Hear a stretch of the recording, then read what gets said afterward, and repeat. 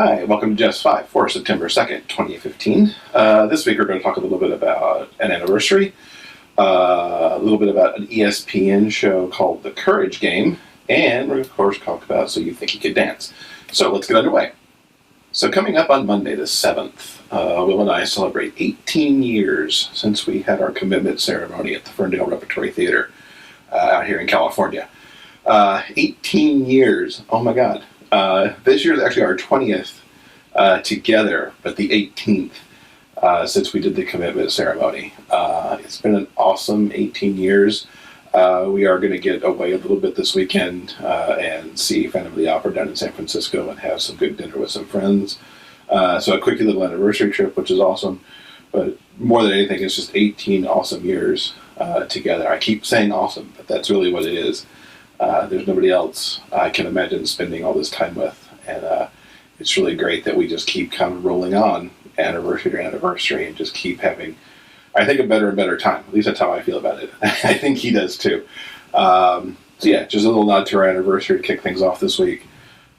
Bit of a somber note in this number 2 slot this week. Young man, Kyle Jean-Baptiste, and I hope I'm not slaughtering his last name too badly, passed away back on August 29th, earlier this week.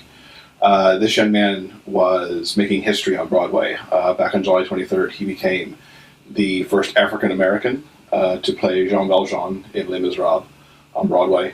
He also became the youngest Valjean at just age 21. And his story kind of brings to the forefront the idea that you really need to live every day because you just don't know what's going to happen. The evening of August 28th, he played a performance of Les Mis. After the show, he went to see a friend of his perform at 54 Below. He then went home, was hanging out on his fire escape with a friend, stood up, took a step, tripped, fell, and died after that. He was so full of promise, so full of talent, and it's just always a shame when, just a straight accident just takes someone's life. You can see a little bit of his talent up at the Icon. I'm going to put a video up there of a performance he did with Lin-Manuel Miranda. I think it was actually about a week and a half ago now. Hamilton performs next door to Les Mis, and they're always doing some stuff around their ticket lotteries in the afternoon. And Lin-Manuel and Kyle actually teamed up one afternoon to perform the Valjean-Javert confrontation scene from Act 1 of the show. It's amazing. You get a little bit of his talent. But really the story to take away here is, live every day like it could be your last, because you never know when one false step really could be the end of it. It's a good lesson for everybody to follow. So Rolling Stone wrote a pretty on-the-point article about Donald Trump that I came across this week. It really points out the damage that he can be doing even if he's not president. The takeaway quote for me in this piece was that he could do plenty of damage just by encouraging people to be uninhibited in their stupidity as he is. It's really, it comes to the point where I believe there was a guy who beat up some immigrant homeless folks. I think it was in Boston, if I remember correctly.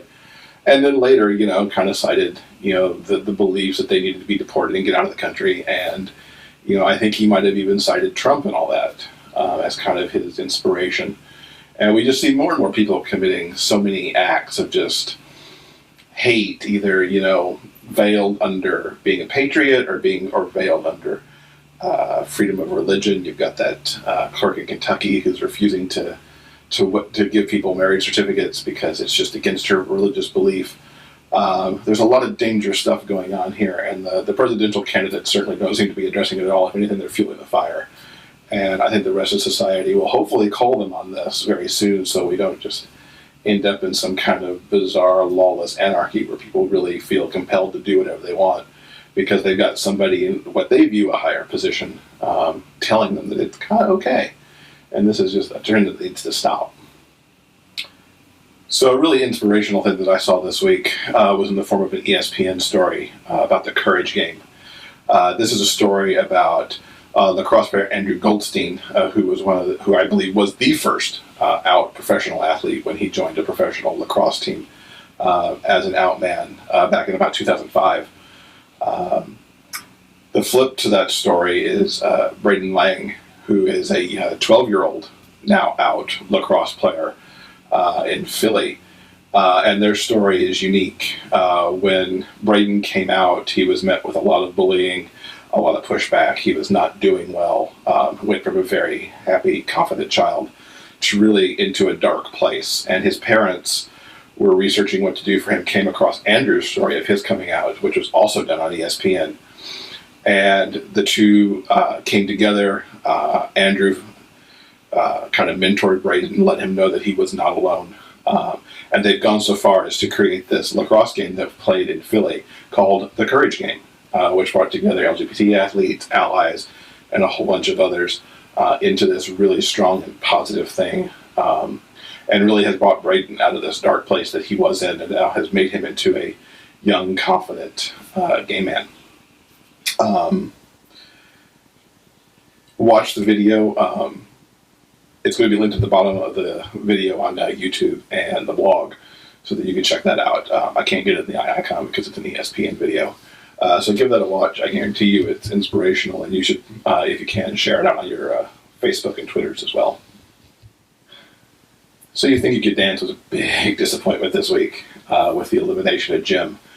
That's just not the way that should have gone. I'm not sure what the voters were thinking, passing him over in favor of particularly Haley. I feel like Haley is the one that didn't belong in that group for stage. She's okay. I just don't. Nothing that I look back at the season makes me think Haley's top 4. Top 6, sure. Top 4, no. I'm good with Gabby being there.